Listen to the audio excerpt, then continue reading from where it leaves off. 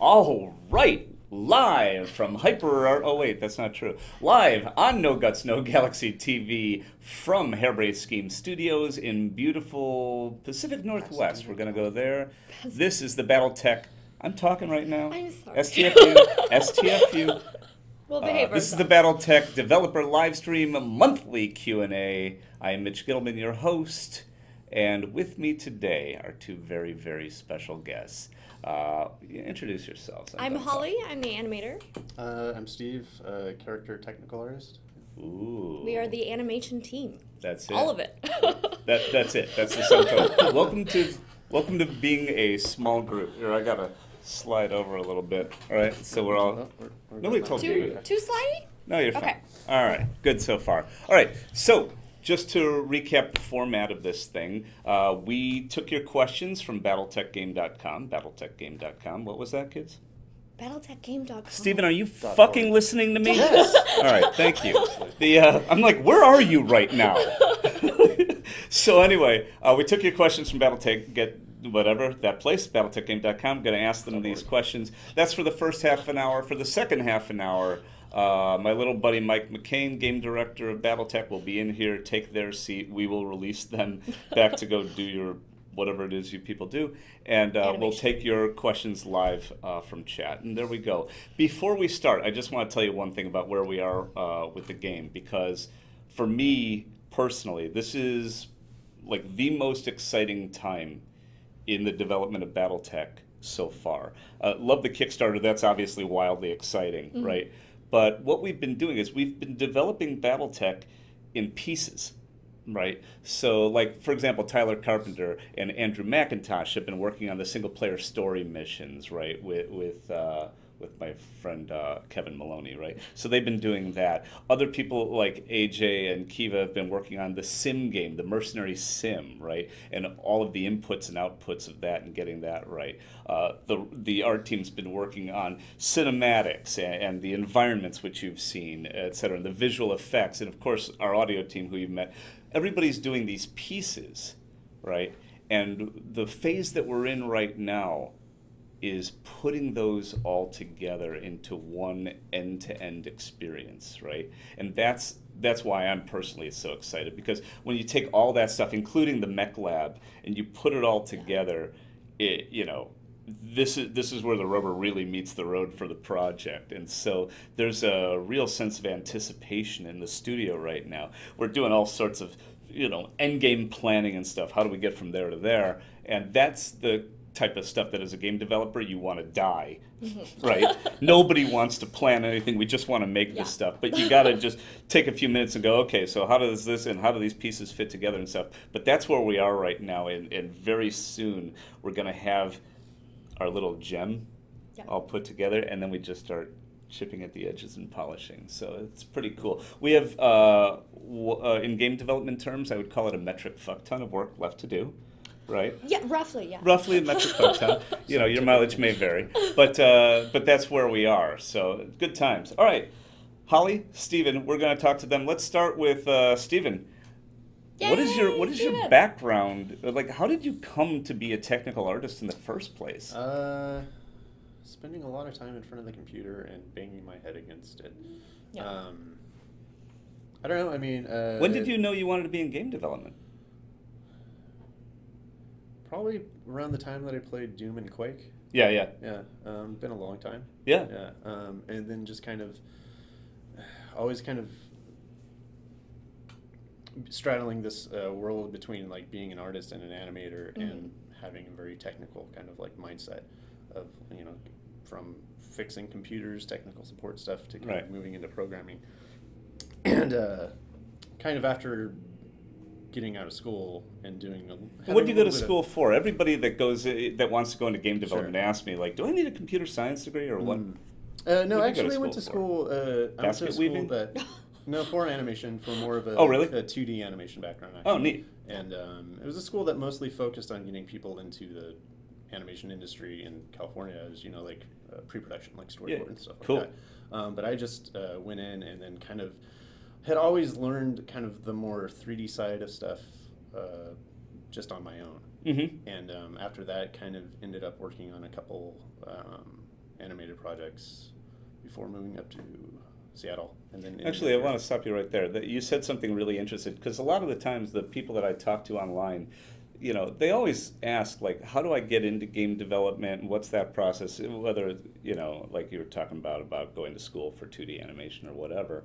But you said something that really resonated with me, which is a lot of the people that I've worked with over the years, especially the best people, have always said they started work, they were curious about it, and they started making stuff on their own, right? Mm-hmm. And, you know, it just drove them. And that's been, you know, I've been a hiring manager in game development actually since before you were born. And the, you know, probably so, maybe. How old are you right now? Steven is ageless. He's never told me his age. Right, I don't know. Let's move on. But the point is, you know, that is a common theme. And what you do is, especially if you ever want to be a designer, grab the Shadowrun Returns or the Shadowrun Hong Kong editor and start working with that. And create yourself an audition piece using that, if you're a designer, but even if you're technical at all and want to show your technical abilities. Okay, so that's a prelude of how you got in. Holly, your turn. Like, how did you get in? I also went to school for more traditional animation and have always loved, like, painting and drawing and movies and games, you know, growing up. And that kind of led me into animation. And I was originally hired fairly quickly out of school by HBS to work on more 2D mobile. Strike Fleet Omega, Which is, by the way, still available. yeah. Which I was able that's a to mobile do game. Character design for, and was originally hired by you guys as a 2D animator. And then when we hopped onto Shadowrun, it was like, it's going to be 3D. And so I moved right on with it. So I would say my advice for people trying to get into games is be adaptable. Because you know, you want to be good at something, but also open to, like, what studios need. So, well, you got it. That's right. And now I've been a 3D animator here for 5 years. So. So that's pretty good. And so going to school for animation in this case really makes sense. It does. Yeah, absolutely. And I would just say, kind of like, be adaptable, but also make games. Or learn about the actual process of making games. Go to gamasutra.com. Gamasutra, like just kind of like learn about how people actually get stuff into a game engine. Yeah. You know, like now, there's one thing we need to define before we go forward. I think everybody has a pretty good idea of what an animator does, right? But I want to put a fine point on that in a minute. But Stephen, what does a technical artist do? What does that mean? So many things. Yeah, really. And it's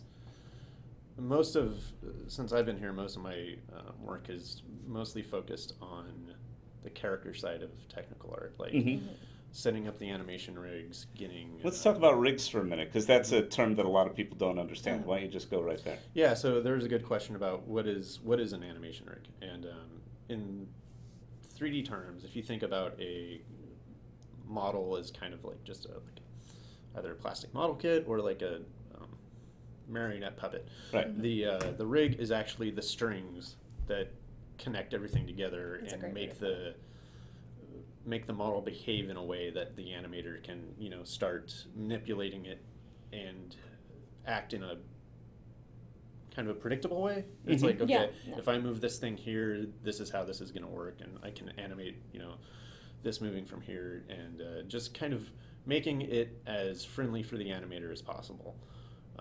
Because you can do some pretty bad rigs, as I've done, that just you know, will make the animator tear their hair out. So yeah, it's mostly like building the marionette puppet. Yeah. If I didn't have Steven, I would have basically, you know, one of those balloon guys at a car dealer. Right, like, exactly. Like a body without bones, you know? I mean, I need what he does to without animate. a doubt. Yeah, when I talk to people about rigging, I say it's basically building an invisible skeleton. Well, lots of skeletons are invisible, right? At least we should hope. All right, let's get to your questions. We just got that preliminary stuff out of the way. Well, I think William von Wilhelm Helmet, thanks for that. Appreciate that. It said, how did you get your start in animation? And the answer is when Jordan hired you. Yeah, that's very true. That's very true. And then how did you get your start? Industry start? Yeah. A little movie called Food Fight. Oh my God, really? Yeah, really. I worked as a mocap cleanup animator on at a Why small don't I know studio. that? That's embarrassing. I'm sorry. Wait, for you or for me? I've talked to you I thought you were about just it. sort of a subset of me, so if I'm not unhappy, you're unhappy, right? Isn't that what we agreed to?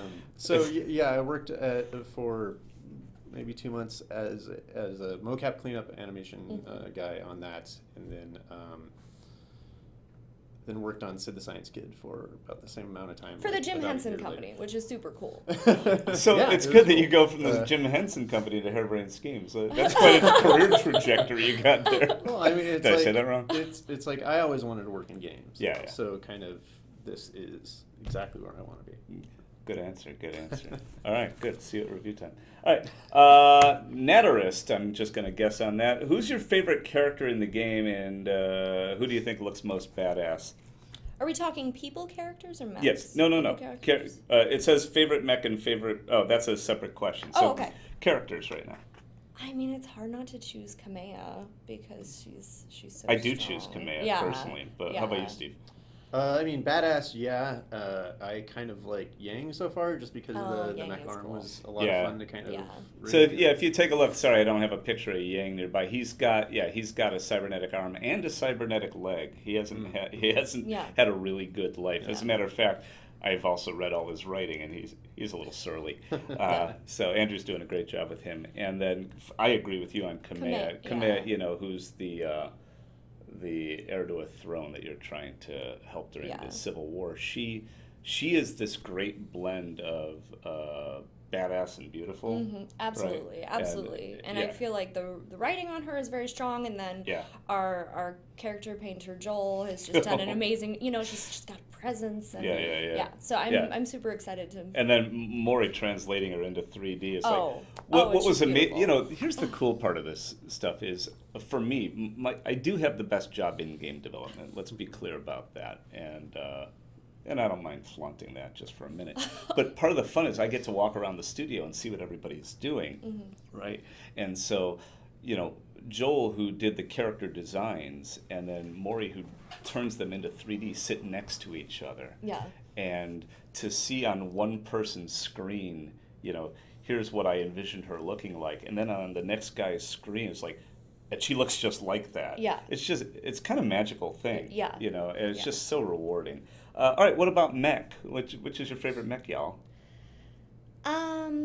Okay, to animate or model-wise? Are we... Let's do both. Okay. But start with animate, because that's really who you are. Okay. Well, I mean, I feel like I'm picking all the easy answers, but I love the Atlas just because I can throw so much weight into his attacks and his, Let's see about that. Hold on.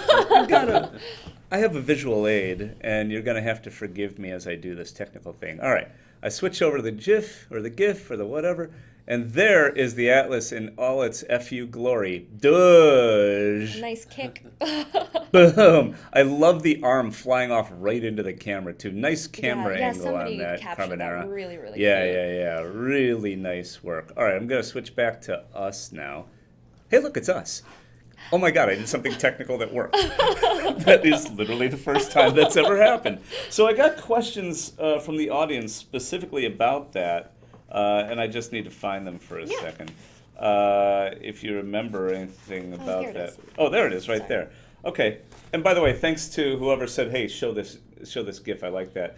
So what's the one detail you're most proud of in that specific animation? Here, So, I'm gonna just keep showing it while we're talking. So I was thinking about it while I was watching it, and I feel like I'm so glad that the animation feels good, but I feel like what really works about that is that it's a moment where all the different parts of the game are working together. Bravo. We have our effects by Will that are playing great, the arms flying off, we have dramatic lighting from Lee, and we have, the arm flying off is Mike Hines, because he did all the physics on that to give it the right weight. It's just amazing, and we have, the mech who's losing its arm, reacting at the right time, which is done by our coding. So I'm so glad that kick feels good, but it's really just the timing of everything working together that's my favorite. The trees in there give it a real good sense of scale. That's a really great absolutely, point. From our environment team.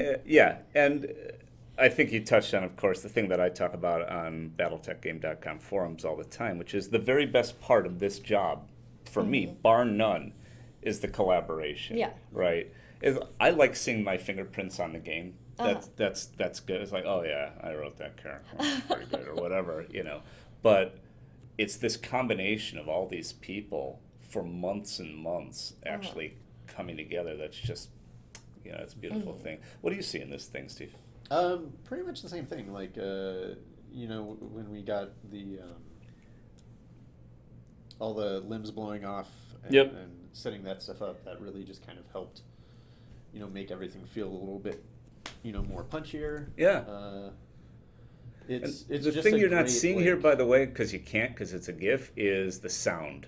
Yeah. Right. Yeah. You know, the Rob Pearsall's putting in there, and There's that some camera shake. that sound. Oh yeah, the camera shake too. So one of the questions, and forgive me, I don't see who this question is from, but you know, between now and ship, when you look at this GIF, what do you think might improve or might change between now and ship? This feels pretty much what we're going to ship to me. Of course, this is an ideal image. It's like, oh, well, if everything goes perfectly, you get this. Yeah. So what happens between now and the end of the project in terms of animation? I would say that the Atlas was one of the first mechs I animated, and so what will change from now to ship is not about this, but hopefully that by that point every other mech's kick will feel as satisfying as this does.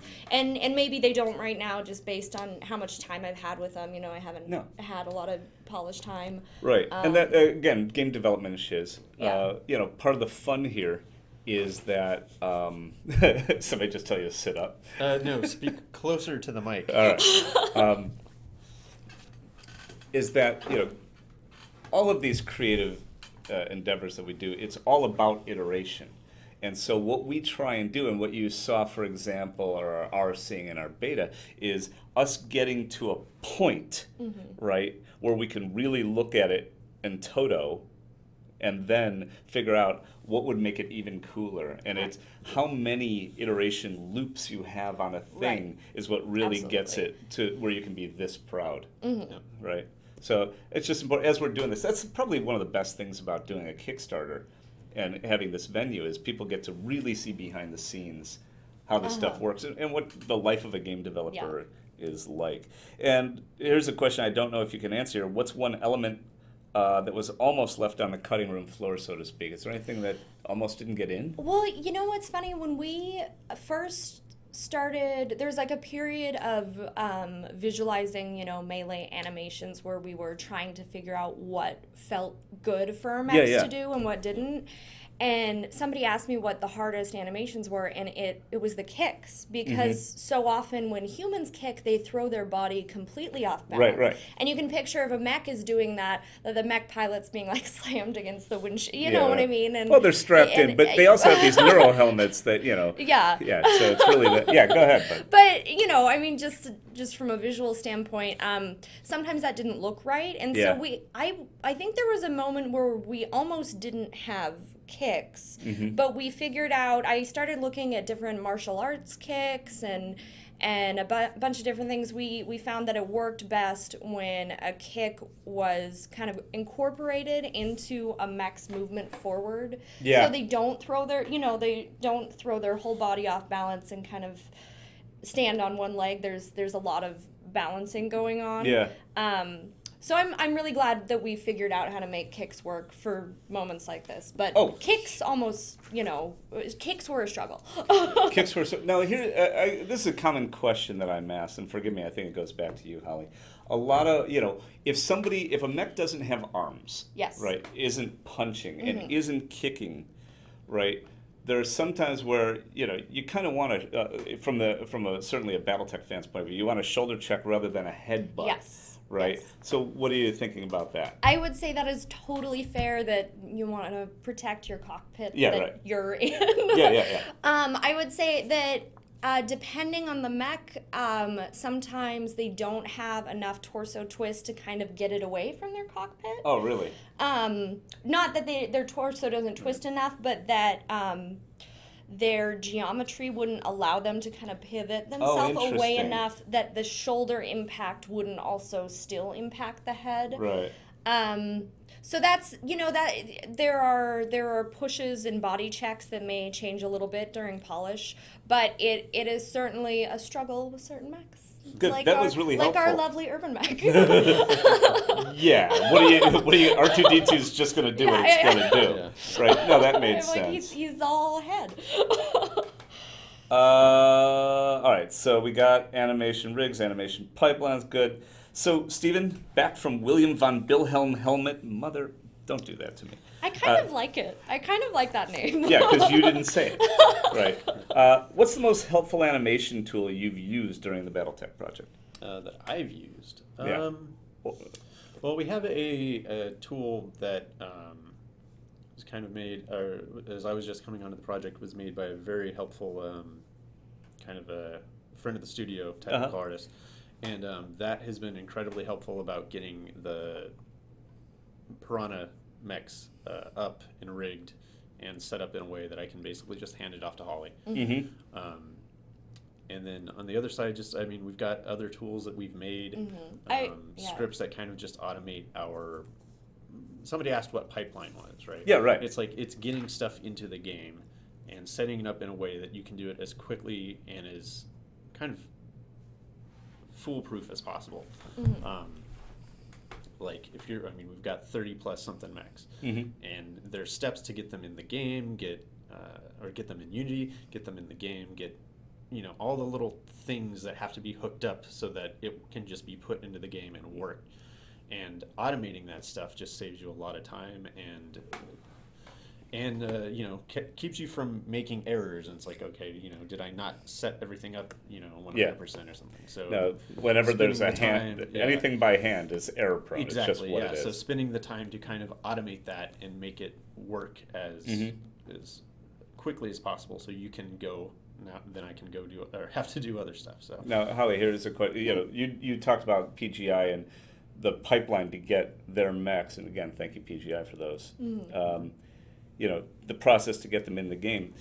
Where does PGI end and HBS begin in terms of animation? Those animations are super helpful, but they all still have to be edited just to work with the type of game that we have. Right, so to be clear, they didn't just give us their mechs, they gave us the mech animations that they use, mm-hmm, right? Mm-hmm. But... So I would say that we use that 50% of each mech's animation suite is using some of their animations, but there are things, sometimes I have to edit it for timing or if our rig is changed a little bit, or just because we're turn-based combat, so that changes things quite a lot. And then, the other 50% of animations is kind of me from scratch, like doing what we need, but... Obviously, all the melee stuff is from scratch. All the melee stuff is from scratch. Falling down? No, they have falling down. They have falling down, but that's something I've needed to edit because we can't have, since we are turn-based, the mechs need to fall down in the spot they're on. Same spot, yeah. So they can't, I'd love to do like wild fallbacks where they, that just sounds translate. Like a lot of fun. Yeah, so those are just super helpful to have, but they we still need to go in there and kind of edit them to fit our purposes. We have so many questions to get through here, and I see that we only have 5 minutes left in the first damn. half. I'm going to call and say that we're going to keep going with you guys. Sure. I'm going to go a little over half an hour because there's so many. This is one of the best sets of questions I've seen for one of these. They were really good questions. Really nice job. So I want to make sure to get through as many of them as you can. One question here. Damn it. Oh, here it is. From MechWarrior Fluffy. I prefer to think of it as floofy.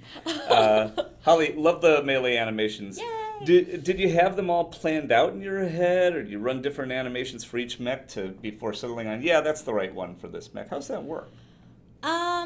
So like I mentioned before, there was a period where it was like, none of what you're doing is going to go in game. Let's just go animate melee animations and see what feels right. And so I would put, you know, an Atlas in Maya with a commando and animate them battling it out.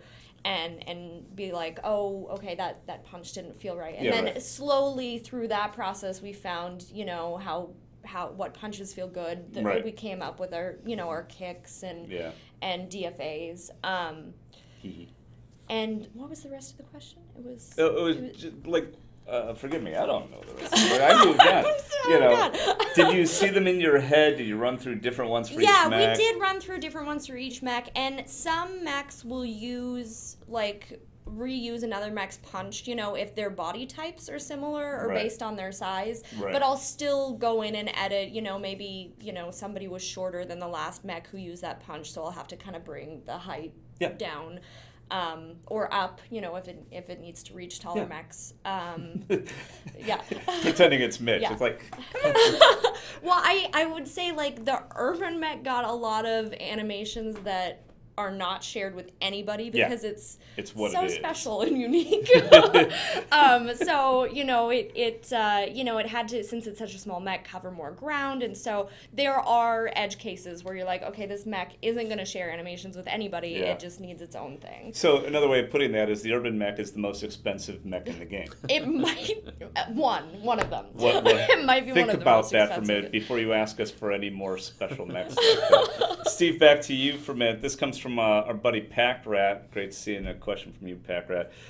Dagger, that would be Robin, said that you solve technical art challenges. Can you give an example or maybe a couple examples of the sort of challenges that you rise to the occasion of? And feel free to blame me for breaking things. Like throw her under the bus right now on the internet. And by the way, don't worry, nobody will ever see this, and it's not at all archived on YouTube or anything, so it should be fine. Until the end of time. Like I had mentioned before, kind of setting up like pipeline stuff for getting mechs set up in the game, you know, kind of setting up the different destruction or like collision volumes and stuff. Well, let's talk about a collision volume for a minute. That's a fascinating thing. It's like, what the hell is that?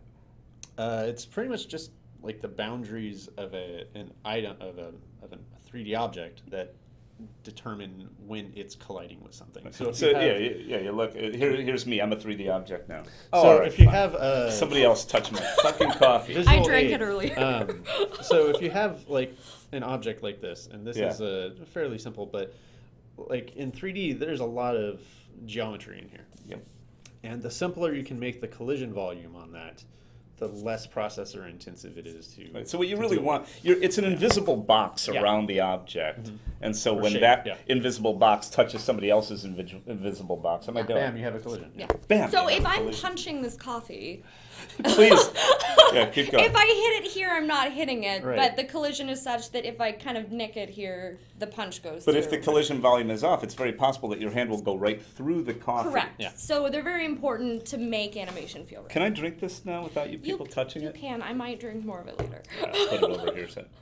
So what I was going to say was, we also we have a set of tools for basically creating and authoring animation events, and in the case of a game, that might be tying a footstep to the footstep animation, or tying a sound effect to when something happens in the animation. And what we originally wanted on Shadowrun, all those had to be set up in the animations by hand. And after Shadowrun, I went and said, this is kind of a dumb way of doing this. Let's find a way of doing this in Maya so that it's a lot easier for the animator to kind of curate and set up, and how do we get that information into Unity? So that kind of started that was the birth of this tool that allows Holly to set keyframes in Maya that then get turned into basically a data file that gets passed between Maya and Unity. And when Unity imports that animation, it goes and grabs that file, reads all those animation events, and just basically shoves them into the animation data, so that we can basically just make all that stuff a lot easier to edit by hand if we have to. And you asked him like what tools helpful for him, but Stephen also makes a lot of tools, especially for me, like things with the event. tool and the way I export mechs to get them into Unity. That's all Steven. Oh, you're a very special individual. We ran over with animation, Mike, just because there were so many good questions. Oh, no worries. You guys go as long as you want. Well, I feel completely empowered here. So the other thing is, there were one of the things that we got multiple questions about was about limping in the game, right? So what are we seeing right now in the beta in terms of limping? Placeholder limps. Yep. Is what you're seeing in the game right now. Yeah. Limps will be edited. Just we got some from limps from Piranha, and then those needed to be edited for our models, and then it's always really hard with mechs because they need to be slow, they need to be heavy. But you don't want the player to wait forever. So a couple Great balancing act. That's what's happening right now with the limps is some are too slow and they time out but limps, oh my god. You're doing great. You really are. I believe in you. Limps will be revised. Limps will be revised. Yeah. So you're looking at not really a work in progress so much as just base level get it in. Think of it that way. Correct. So our mechs will limp. How they will limp? Can't wait to find out. Yeah. Should be. Yeah. But yes, that'll happen. All right, gonna keep going. We did the headbutt thing already. Did you want to? And somebody had kind of asked that. It's like, where is the line between, like the animation and what has to be playable? And like that kind of is a tricky decision because, like you said, like the animation has to, you want the animation to look good and convincing and give a sense of weight, but things in the game have to move on. Like you can't just sit there waiting forever. Oh yeah, because somebody's going to ask you, hey, can you have an option in the options menu to turn off animations? Yep. Right. I've heard that before. It's like that way I don't have to see your animations. Yeah. No. Forgive me, buddy. First of all, it wasn't me asking. Okay. How dare you? Exactly. Well, I'll give you a hint. Any plans for alternative knockdowns so that we're not always falling back? What are you thinking there? When the art director comes to me in the hallway and says, hypothetically, if you were to do more knockdowns, how long would that take you? I'm like, I'm doing more knockdowns. Like, I know this is about to happen. Hypothetically. We're going to, hypothetically. Yeah. So there will be more knockdowns. Right now, we have so many different types of hit react. We have being knocked down, we have heavy hit react, we have light hit react, and then we have melee hit react and DFA hit react, and that dodging, and that really grows our animation suite. So what we put in times all these mechs. Every mech. Yeah. So everybody, needs their own dodge. Yeah. So what we put in game is what we knew we needed at least. And now after beta, we can start to expand on that because it really would look cool if they knocked down forward or responded to where they're getting hit. Yeah, again, it goes back to that iteration time, and the more time you have, the more variation you can do. I want to point out one thing that Holly said. She said, alternate knockdowns. That doesn't necessarily mean falling forward so you can shoot their back armor yet. I'm not sure where we are with that from a design point of view. Right, that's a design. And it's not just design, it's also just technically. But also it comes into, like somebody else had asked that, like, what does that mean? It's like, well, that means now you have to have an idle state for the mech being on its front. And then you have to have a stand-up state for the mech getting up on its front. This is what we call well, that doesn't sound a lot, but now you multiply that across 30-something mechs. Yeah. And I mean, one animator. Anytime somebody says, "Oh, well, what about adding this mech?" It's like, well, okay, we're up to about 50 to 60 animations now. Yeah. So you do the math on that, and you start getting it grows really fast. And I love doing it, but I have two hands. No, bravo. And by the way, I noticed on multiple games that we've made together, it's like, I want more. It's like, I'm animating as fast as I can. So. Yeah. I mean, the number of times Holly's cried at work, I can't even tell you. Hey! Oh, sorry, that was me. And that's true. You've seen me cry at work. Where's McCain? Is he around? Am I talking loud enough? Is he talking loud enough? Audience, is he talking loud enough? Oh, nobody likes you. Hey! So, well, that's what it says here. I'm all right, let's see. Can I answer a question about quads? Can you? You'll notice she saw it on the paper. I didn't ask her about quads because I'm tired of kowtowing to your mother. No, go ahead. Sorry. No, I just... Go ahead. No, now I've like opened a can of worms. No, you I have don't know if we'll have quads, but somebody wondered if it would be harder. If it would be harder, and my answer is that I think it would be a blast. That is not the answer to the question. I know, but it would be a challenge. But I love when I get anything different from the last mech I animated. No, sure. And right now everybody's got 2 legs, so yeah. I kind of want to. Steven, how hard would it be to do quads? Rig wise. I mean, I don't see it being any. I mean, we had 4-legged characters in Acropolis. And Shadowrun, yeah. Oh, yeah, that's true. Yeah, so I love animating. Now, producer Klemecki over there is going, no! Shut it down. He's just saying, shut it all down. Well, as we know, and this is guaranteed, you're not going to get them for ship. That is faux show. I'm sorry. I wanted to say it sounds fun, guys. See, again, this is why quads. nobody likes you either, so there it is. Sidorak 001 as opposed to 002, who's kind of a douche, asks, what part of your job would you like to talk about that people may not be aware of? Let's start with Steve. Steven. What is it? What's your life like here that people might not guess at? Part of the game. I don't know. That's kind of a hard question to answer. Yeah. If I can say. Yeah, go ahead. On behalf of Steven? On behalf of Steven. Your work husband? Is this where you get to switch and I get to answer for Holly? It does. Well, turnabout is fair play. Yeah.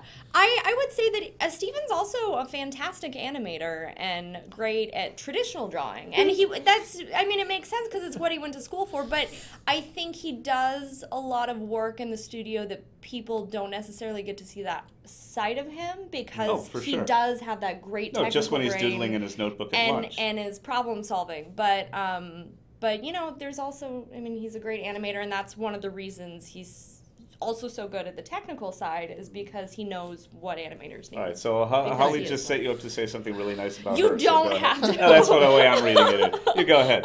And you're on YouTube. Your parents are going to be watching this. Go ahead. Mitch. So, I'm just trying to get it back in my head again. What about your job? Would you like to talk about people that aren't aware of? Anything people don't see. So, Holly is silly. A great animator, but also very silly. She is very committed to getting the animation right. Yeah. Thank you. And it's like this is I don't want to say this is a weird project, but no, you don't want to say that. No, when you look at what mech games are out there, we're kind of in this tricky position of what do we don't have a lot of other mech games to compare ourselves to. Yes. The business side of me likes that. Well, it's from an art standpoint too. If you look at any other mech game, a lot of stuff from Japan, everything moves a lot differently. Oh yeah. And at the same time, you look at Western mech stuff, and especially in movies, and there's not a great reference point. Is probably the best word I'm looking for. And Holly's found a great kind of she's found that great marriage of stuff that doesn't look super clunky like Robot Jocks. But not stuff to throw anybody under the we bus, all love Robot Jocks. Sure we do. But stuff that doesn't move super weightless like Gundam. And right. I love Gundam, but it's we're not making a Gundam game. Yeah. We need to make a Mech Warrior or a BattleTech game. And I think we've found this great, animation language. Ooh, look at that. And on that note, I think we should let these two go because you scored. Animation language. Big. Please say thank you and best Thanks wishes and stuff for Holly and Steven. And get out. Okay. Oh, All right. Okay. Bye. Well done. All right. McCain will... I'm going to move over a little bit. There. McCain will be in just a minute. But for now, I'm going to just start taking your questions at 591-ROCK, 591-ROLL. And we will go. When you do this, please, if you'll remember, put your question, all caps question, maybe even in brackets so that I can find them easier. And if I don't get to your question, please just do me the courtesy to ask it again. Don't worry. Don't feel like you're spamming or anything. It's just, it really helps because this thing scrolls like a mother sometimes. So here we go. Question: will Mike be making the trip to Gen Con this year? From our buddy Prussian Havoc. First of all, Prussian Havoc, nice to have you here. The answer is no, absolutely not. Mike will not be making the sojourn to Gen Con. Ha ha! Have a seat. No, not this year. Not this year. Jordan will be there, though. The game will be there for people to put their hands on. And then I'll be at Gamescom in Cologne, Germany right after that, also showing it to the press. Stuff like that. But no Mike at Gen Con. We might have a panel or something at PAX this fall. Oh, yeah, we might. Look at the PAX thing when you get that. All right, let's see. Ian Dressari. Hey, man, nice to see you again. Are you guys aware how much the community loves you guys, Mike? No, because you're so damn busy working that you can't tell. And thanks for that. Here's the way it works. We actually love you, too. The bit is that we consider ourselves part of our own community. Oh, right, and that's part of the fun of this for us. I think that's like a core part of Harebrained Schemes. All right, let's see. Will we ever see a fire moth in BattleTech Clan DLC, Mike? This comes from our buddy Duck In Fright. success, post-launch, all things are possible. God, where do you get those beautiful lines? Domoneki asks, how will the story missions come up? Will they come up every time you finish one? Will it be like you do one mission and then a few contracts before Lady Urano kicks the door in saying, I need you? Great question. Yeah, more like the latter. So there's a few story missions up front that sort of set the context for the campaign and for your part in it and your ability to navigate the world. Once we're past that, you are advancing your career as a mercenary, and you're essentially on call for the restoration now. You can kind of choose to ignore the restoration is Lady Urano's sort of mission. Yeah, but so the idea is like she's off fighting this war, and you're the elite mercenary team that's going to come in and help her with special missions. In addition, while the restoration is fighting this war against the Directorate, as they're trying to take planets, they're going to call on you for help. And so part of what currently is gating the campaign is the more planets that the restoration has recovered unlocks further story missions in the story. So you can't just like go on a story mission bender and do all the story missions at once. Right. You actually have to wait for events in the restoration to unfold. Right. So you'll be traveling around freely. You'll be able to pick on the star chart which system you're going to go to, stay on that planet, take a few missions on that planet, and then move on. And then occasionally you'll see these restoration events. Oh, this planet is under siege, or we need your help to take this planet or to defend this planet. And by doing that, unlock these story missions. And we'll go back and forth that way. And in some cases, you'll be able to sort of, I think the word would be grind, right? It's like, oh, that story mission's there. It's not time. I'm going to take a couple more missions to try and get my mech warriors up a little bit before I do that, or try and get a good piece of... Grind is such a negative term. That's why, as I was saying the word grind, I went, he's going to shit on me for saying this. I'm going to politely comment. We'll come up with a better word. So the experience we hope for is a balance of work that you embark on. Let's see. Is there anything we should be focusing on in our surveys right now? Not in particular. We're teeing up an update. Hopefully, sometime in the next month-ish. Is that specific enough? Yeah. Probably. I think that's going to be the next place to really focus on those survey questions, and then we'll be able to track the delta between what we've experienced over the last month of backer beta being live with what comes out of the multiplayer update, and see how that changes some of the numbers. We might even introduce some new survey questions too, now that I think about it. Yeah. Sure. We'll take a note. Mental note. But right now, there's no particular focus. If you're new to the surveys, they're still just as valuable to get fresh opinions. If you've already played dozens of missions and you've said and your results have sort of stabilized, then you're off the hook. Yeah, we understand. Wait a minute. Major Zarkon asks, I'm very much hoping for the multiplayer. Does it sound probable that's coming out this year? This year, multiplayer yeah. beta. Oh yeah, yeah. Yeah, I mean, like I said, or we said in our Kickstarter update a while back, we realized that in order to move forward with the multiplayer code, we had to actually move backwards and do some what we call refactoring and just re-architecting that to make sure that we were building on a really solid foundation. So that's one of those things in game development that for people like us who run projects or run studios, that can be hard to hear. It's like, all that work I did, I have to go back and sort of redo it. But we also know that if you try and skimp and say, no, just fix that thing and Band-Aid it, you're just pushing a problem down the road. As we say around here, kicking the can down the road. And you are accruing technical debt that, believe me, you will have to pay for later. So it's the right call for the project, not necessarily the right call for the humans. But ultimately, we're trying to make the right decisions to get you the best game we can. Question from D Scow7. Any chance of being able to buy prints of Mike's BattleTech art? Oh, Technically, we don't have the license to do that. Thank you. Let's see. Tro is asked, how long for the third part of the Stackpole novella? That's actually a question for Dagger, I think. Yeah, I'm not sure. Yeah, you're not sure. I got to get back to you on that. Not quite sure. I think that I have to follow up. I cannot speculate on that, but thanks for the question to make sure that I follow up on that.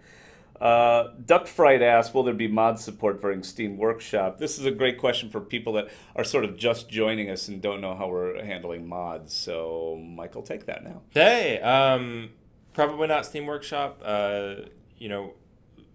This is a very different game than Shadowrun, if that happens to be your frame of reference. We're not trying to do anything to shut down mods. Oh, no.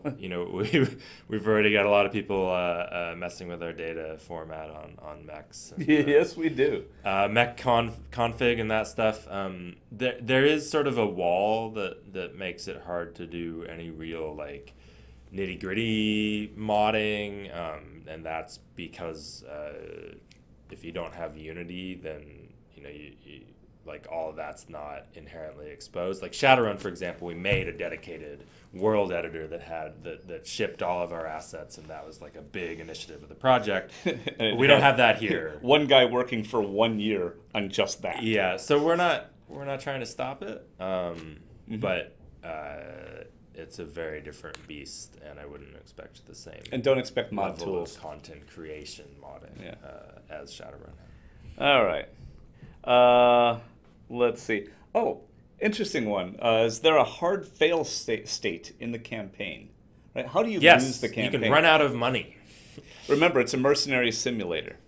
So we do, there's a lot of ways to get money, and there's a lot of ways to save money. So you take missions, and you do well at missions to earn money and or salvage.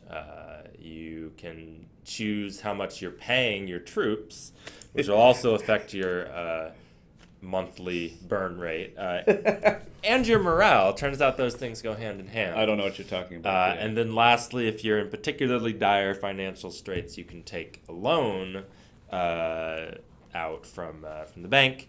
But all of that aside, if you reach the end of a quarter, so we're measuring the company finances in quarters rather than months. That's primarily because in BattleTech travel times sort of dictate a certain amount of a time passage in the sim game. But so if you can't meet your expenses at the end of a quarter and you can't take out a new loan, then you've lost. It's so similar to what we do here. It's really creepy. So we're going to warn you well in advance, right? And so if you're running low on money, again, you can take a loan, you can pay your people less, you can sell off a bunch of old inventory, you can try to take a really hard mission that pays a lot and do well. So we want that to be a really recoverable state. We hope that you don't see it very often. All right, moving on. It is there lurking in the back. Got a couple of good questions queued up here. One sort of hardcore question. Can you talk about, since we just had our animation team in here, why we didn't do charging? Yeah, so displacement effects are complex, and so there's a couple different things. Like we've prototyped charging actually, and there's an interesting thing that happens where distance becomes important, but in a kind of fiddly way. Like at least the implementations that we tried, like I would consistently feel penalized for moving just slightly too close and not being able to charge because I didn't have enough distance if charge was the superior move. That's one part of it, but the other part of it is just that displacing units back in space didn't fit in our production scope. Okay. Well, there it is. But in success, all things are possible. We'll figure that out. Mad Cat What happens PT. when you hit a wall? What happens when you hit another unit? That sort of thing. Oh yeah, that's a big deal without a doubt. Mad Cat P asks, can you get your crew drunk? Oh, well, I've done it.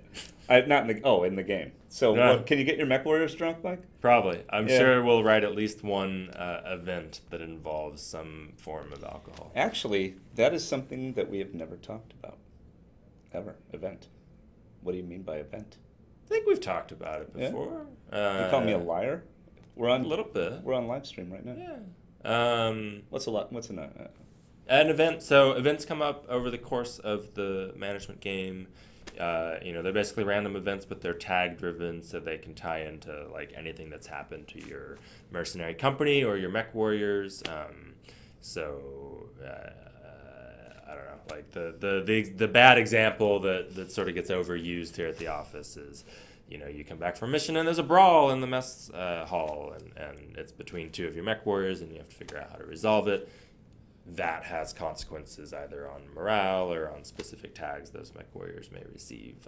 So there's a lot of power behind this to, it adds an element of randomness and unpredictability to the sim game. It can end up conferring both good and bad results depending on the type of event and what you've already done in the sim game. So like another example is the more you upgrade the Argo, the more likely, Kiva's working on the system right now, like then it basically shifts the probability of events to be more positive morale-based events. So when you don't have like a rec lounge on the Argo, you don't have any of the amenities, you're more likely to incur negative morale events. And then as you build that up, that distribution shifts towards positive. You're more likely to incur positive morale events, like everybody's having a good time partying in the pool, and then you got to make a decision about how you handle that.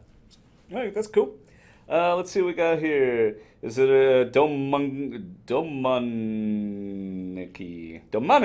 says, is there a possibility of Mitch doing a short video of a single day in the office?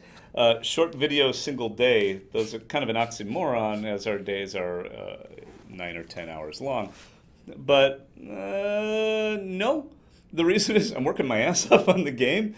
Dagger may be able to put something together. It's kind of neat. I like the behind-the-scenes stuff. I think that we will be doing we may be doing some behind-the-scenes videos later this year with our partners. So we'll see. We'll post anything that happens there. All right. Cool. To you guys as well. Well, yeah, of course. Let's see. Duck Fright asks, are there any plans to add fauna to the map? It would be nice to have animals starting out from fallen trees and stuff like that. Talk about Pry 4. It's probably not happening in this release cycle. We really want infantry and that sort of thing too, but yeah, that's probably a little higher. We have birds, actually. Birds are easy. They just fly away. Let's see. Small Fry 155 asks, have you any thoughts on mechs getting different penalties to shooting after standing up, depending on their arm or lack thereof? I think we do penalize you for standing back up. I'm not sure if it's related to arm location or not. I think we're also experimenting with a slight accuracy bonus on arm locations right now for the beta update. So I guess that would imply similar behavior to what you're saying, because if you lost an arm, then you would no longer get the bonus for all the weapons on that arm. Sidorak 001 again, hey there, will there be any gameplay changes in the PvP update? Yes. Okay. Are you going to tell anybody what they are? No. No. you know. But I mean, it's all all the gameplay we've been working on for the past month has come out of looking at the surveys, looking at forum discussions, looking at the critical mass of feedback that we were able to receive from the beta, from the initial beta updates. So in the multiplayer update, you know, we've cherry picked some stuff within combat to iterate on so that we can get fresh feedback from you guys on it. So how would you characterize the beta feedback? Was that helpful to you? Oh yeah, without a doubt. Yeah. Yeah. Super you positive. feel like you got enough quantity of it, you know, to really make good decisions? Got more quantity than I thought. I set you up for that sort question. of possibly An imagined. overwhelming amount of information was gathered. No, it was super useful. I think, you know, there's sort of an art to data interpretation. And we don't have, you know, just to be honest, like we don't have a ton of super sophisticated tools for it. Like the survey was in SurveyMonkey, so we're able to do aggregate graphs, which are useful. And then we've done some like keyword scanning of the free response results and on the forums. But you know, that after that is really where our sort of gut read and intuition and just sort of like I tried to scan as much of the free response as I could, and any of the forum threads that got highlighted to me by our community team or our design team, you know, and I speed read a lot of shit, to be honest. but that's the goal, right? Is I'm trying to consume as much of it as I can at a high level so that I can form like a gestalt in my head of like, here's what's working, here's what's not, and then we can react. And what is the problem statement? What is the problem statement? And then, because you got to start there before you go into execute mode, or else you're fixing a problem. You're probably not even fixing the core problem. And so a lot of times, like in feedback, if you're suggesting a solution, like I appreciate that, but I'm looking for what was the problem that was trying to solve, and then as an example, it's like, the AC-10 does too many headshots. Like, is that the problem? You know, where is the problem in that? Don't answer that question. Oh. You get the idea, though. Is we have to interpret. Wait a minute, what's really wrong here? We're nerfing it down a little bit. Look at what you just did. Thank you. Now I'm going to have 100 questions. Can you turn to piracy to get funds? No. All right. Sorry. You can take contracts from unsavory people. WW2 Ogre asks, I think this one's for me. How many top-tier cigars would it take to have Mitch answer this question? Oh, I don't know what the question is, but let's see. Now that the animation team has almost promised, sort of confirmed quad mechs, don't worry. Will there be a Hatchetman mech and melee weapons or improvised melee weapons? In success post-launch, all things are possible. Yeah, I don't even need... but if you do want to send me top-tier cigars, Punch Signature, Toro Fuente, 858, those are good. Actually, yeah, just send them. It's okay. In lieu of bagels. Did I say that wrong?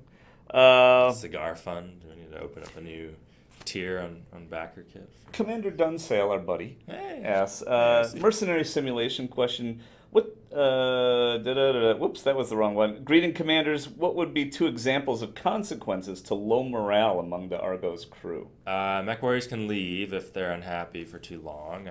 Some of that may depend on the disposition of the individual mech warrior. Mech warriors, it can skew the distribution of events that'll happen. So, you know, coming back to our previous example, if your company morale is low, then you're more at risk of like fights breaking out and that sort of thing. And then lastly, the morale of your company on the Argo dictates your starting morale going into combat missions. Let's see, our buddy Mad3R. We've got time for like 1 or 2 more questions, so get them in here. Where were you, Mad3R? There you are. Can you talk about crits for a minute? You're thinking about crits for reactor or gyros or actuators. Have any thoughts on that yet? Yeah, we're looking at crits. I mean, obviously that was a big part of beta feedback as well. We're doing some tuning on crit frequency. As far as dedicated effects, I think that you'll probably see more of that happening in the sim game. So one of the changes we're making right now is we're removing... I don't know how much of this I should actually talk about ahead of time. It's fine. You guys will talk about it on the forums. So we're going to make it easier to destroy components, for crits to destroy components. And right now we're playing stock in skirmish and in PvP, but in the campaign, there'll be a variety of additional gear that you can install on your mechs, like gyro upgrades, that sort of thing, and any of those components installed in a location are also vulnerable to crits. So more functionality that is put in a mech in the sim game may be affected when you take critical damage. Okay. And do you plan for, so that will be in multiplayer though, because if you create a variant with that stuff for multiplayer. Yeah, you can access all that stuff in multiplayer. At launch, you just won't have it now. Oh, right. Yeah. No, but the question is really like, what are you thinking rather than what am I going to see next week or whatever, or whenever the hell it is. Let's see. Dunsale says, ooh, Argo morale going to be important. The Squishy Parts asks, will the story in the game directly tie into written works, i.e. Stackpole's new novella stuff? Direct tie-ins? I'd say more indirect in references than direct tie-ins. Yeah, there you go. Our story is our story. Yeah. Yeah, somebody says, multiplayer confirmed for next week. It's like, yes, sure. Let's see. Wanderer2142 asks, will campaign mission location adjust to the current location of the player? So if I'm all the way across the galaxy, right, and a restoration mission happens over here, what happens? Well, we don't let you go all the way across the galaxy, first of all. So we're not going to go into the inner sphere? Barely. Barely. Keep going. If you're super far away, like that's a sort of risk reward you're going to have to make. Generally speaking, though, the restoration will pay for your travel back. So if you want to respond to something, you should be able to. Okay, fair enough. That's good out. Let's see. I think we've got time for, let's just call it 2 more questions. How's that sound? Come on now. Give me something. Yeah, I'm not answering that question. And no, I'm not going to tell you what it is, but it's a little off color. Yeah, Quadmex confirm. Will there be negative perks for mech warriors to go with precision shot and all those skills? No. There will be specific tags that could affect what they do in the sim game. But if you're picturing like shell shocked as an effect that Gargoyle has gained, and now in missions, she flees from missiles or something like that's the kind of sort of dynamic personality stuff that we're really excited about that is much more likely to happen in post-launch content. A very important haiku about game development. I think I've got it right. Game development. 10 pounds of shit in a 5-pound bag. Ship it. It was like a 5-ounce bag. Oh, shit. Really, we have so many more ideas than we have the ability to put in the game. It's amazing. Any one feature, essentially, like at some point, we've got to look at it from what's the value of this to the launch title versus. Sorry. The other thing, go ahead. Somebody's knocking on the delivery guy just came to the door. It's like, no, we're actually doing a live stream thing. What's the value of it to the launch game versus the investment and upfront cost and risk of the feature, and so we have to make those tough calls. Tough calls are our business, Mike. That's the reason we're out here. That's why this ship exists. Yeah. All right. So, and you'll have to make those tough calls too when you're managing your company on the Argo. Oh, look at you. Sales mode engage. All right, last question. This comes from our buddy Sky Shadowing. Will there be allied AI-controlled units on missions with you in the campaign? Some missions will have allied units. Some missions will, absolutely. Part of the reason why you don't want to do that at a very large scale is, especially in a turn-based game, it's like I make my move, and then I have to wait for the enemy to make their move, and then I have to wait for the allies to make their move. It's like, yeah, all right, light a cigarette, right? So that is all the time we have for this monthly BattleTech Developer Q&A. Again, I am Mitch Gittleman from Harebrained Schemes. Over here is the game director of BattleTech, Michael. What's your middle initial? G. Michael G. Can you tell us what that stands for? Galen. Galen. Yeah. So real Scotch fast. Irish. Yeah, Galen's an awesome name. I'm not going to mock that name. today, not on camera, but in the Planet of the Apes TV show. I don't know if you knew there was a Planet of the Apes TV show. Roddy McDowell's chimpanzee character, his name was Galen. Well, So there you go. I've always had a soft spot for that because it came out, at the right nerd time for me. Anyway, dating myself. Anyway, that's all the time we have. And please, on the message boards, we'd love to hear from you of who from the team or what role on the team you'd like us to interview next to get another behind-the-scenes look at game development. So that's all from us. Take care. Peace out.